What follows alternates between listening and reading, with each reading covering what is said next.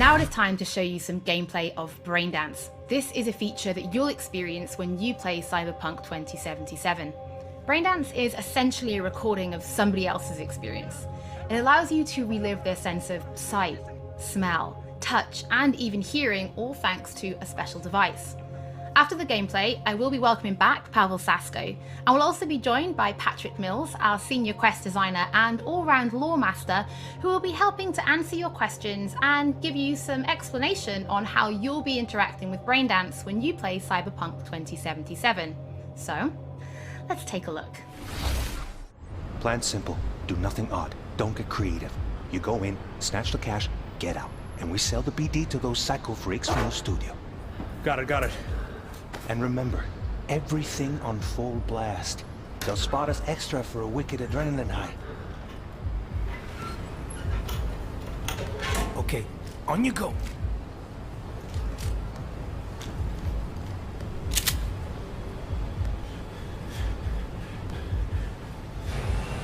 Down! Everybody! On the ground! I want to see you kissing the flooring! Money! Now! Or I will fucking drop you, I swear to God! Well, yeah, hey... now! Before I blow your fucking head off!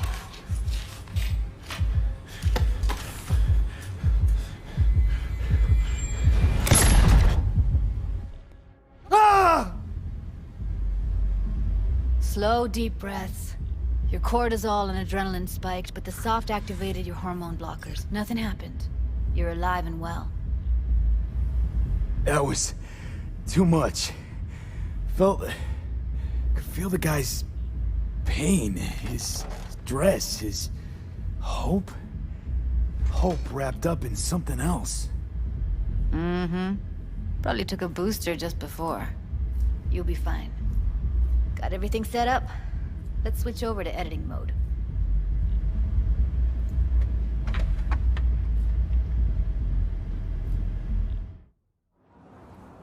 I'll sever the link to the BD Roller's sensory array. You'll be able to look around freely. Whole scene's yours. Full cam control in analysis mode, so move around, zoom in and out, whatever else you come up with. Think of it as your own little sandbox. So, analysis mode, you control playback. Can even pause when you feel the need. Then you use the editor console to unpause. Try it. Plan simple. Do nothing odd. Don't get creative. You go in, snatch the cash, get out. And we sell the BD to those psycho freaks from the studio. Got it. Cream as hell, right? Well, that's not all. You can speed things up or rewind, whatever you like. Give it a try. Rewind, roll it back to the top. Can I... All good, neat. Now try fast forwarding a bit. Plan simple. Do nothing odd. Don't be creative. You go in, snatch the cash, get out. Okay. You can also reset the recording. That'll take you right back to the beginning. Try it. Now for some fun. This here's why you came in the first place. In analysis mode, you get to view and even scan details of the enviro recorded by the BD Roller. Focus on the heat, the gun this gonk gets from his buddy at the beginning. Now scan it. Plan simple.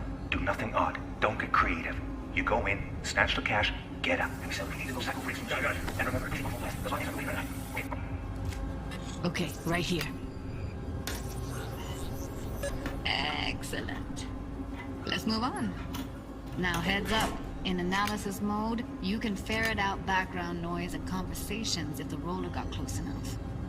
This tech records everything, every little detail, even the sights and sounds the roller was never aware of. To see the sources of the recorded sensory signals, switch to the audio layer in the editor. Go ahead and try that now. Okay, good. Now you should see several sound signatures in the store. Choose one and hone in on it. Pack of 6, case of Brosif, and a couple of zappers. Okay. We have a deal today on 2 flavors. Cuddy and Down. surf and everybody! On the... So, any thoughts? Unbelievable. Seriously, like what's happening right next to me. Yeah, it's how BD recording implants work. They pick up everything, all the elements in the background. Then an editor tweaks them, makes them pop. Keep playing with the sound, explore it a bit. We'll move on when you get bored. What I see you kissing the flooring! Money! Now! Sometimes you can analyze extra layers in the raw, stuff the roller's cyberware picked up. Like what? Ev's got Kiroshi optics that grab infrared, meaning you should be able to grab heat signatures from her recording. Huh. Hella nice. Scanning works on peeps, too. Walk up to the wounded chick. Try scanning her. Alright, next thing. Scroll forward to the part where our artist gets a lead injection. Where I will fucking drop you, I swear to God! Well, now, fucking head off!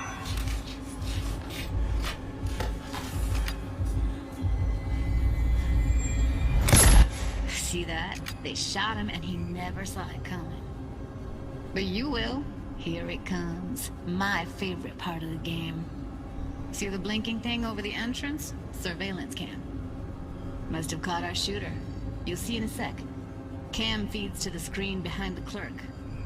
Roll back to where the screen's in the kid's field of vision, then scan it.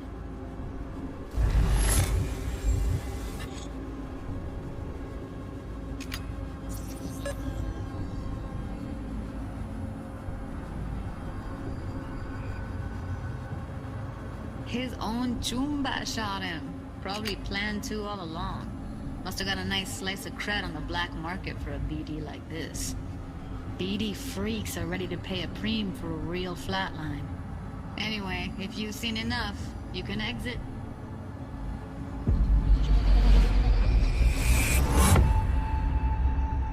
Yeah, it's impressive, right? It's too bad most of the BDs we do here are only good for flogging the log. So Braindance is a pretty big part of the Cyberpunk universe. It's not just something used for adult films. There is an awful lot to it. And there's two sides I'd really like you guys to help me explore. First is the lore, so how this actually fits into the universe. And then there's the gameplay side, so how players will be interacting with it. So Patrick, could you tell us more about the lore of Braindance? I would love to. So in the world of Cyberpunk 2077, Braindance was invented way back in the early 2000s at UC Santa Cruz. It was developed as a way of recording a person's experiences and then playing them back for someone else so that they could relive them as though it was happening to them.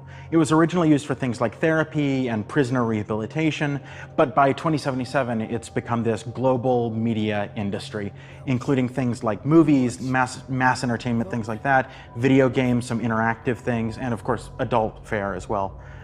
Now in our game we deal a lot with black brain dances, or XBDs as we call them, and there are different types of those, but the one that you saw in the trailer just there was a flatliner. Now that's where the person recording it actually died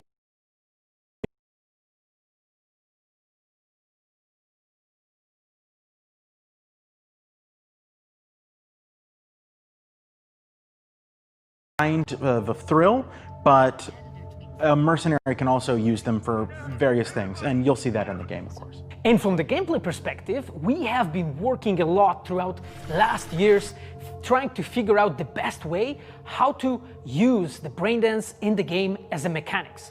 So what we have settled on is this Braindance editor mode. As a player, you will be able to run the Braindance in the editor mode and see different clues that have been registered on the peripheral of given actor. Now, as a player, you can slide on the timeline of the recording, back and forth, trying to uncover different clues. And that clues are actually telling a story in the game.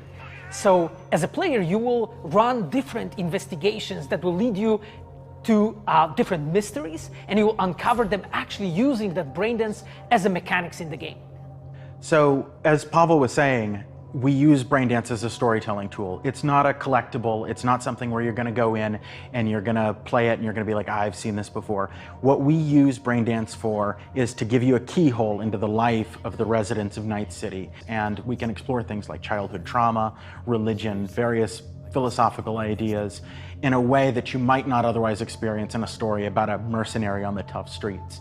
So we've tried to talk about some of the aspects that we think the community will find really exciting, but you know, while you're both here, I'd love to know, what is it about Cyberpunk that you guys are really excited for? Patrick, why don't you start? So one of the things that I'm most excited about in this game is the characters and the way they interact with the world. We've got this really interesting world that stretches all the way back to the Cyberpunk 2020 source material and all of these events and all of those things, but those don't mean anything unless they connect with characters. And so when we come up with a character, we start with their function. What is this person?